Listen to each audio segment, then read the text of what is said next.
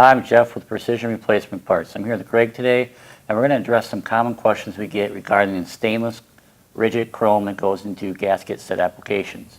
Greg, what are we looking at here? The steps you want to follow is first thoroughly clean the glass. Then you'll want to install the gasket onto the glass. Then the rope into the gasket. The next step is installing the rigid chrome into the gasket.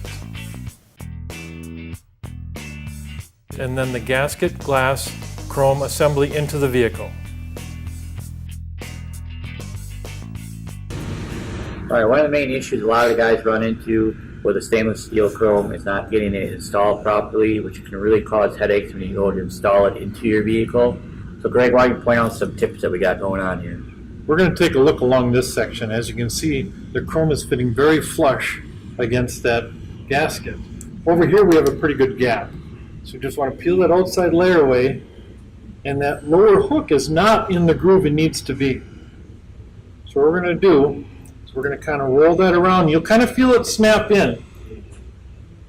It's very important that it gets into that groove and it fits flush. Otherwise, the final result after installation, you will end up with that gap. We're going to continue checking the perimeter, make sure everything's fitting well.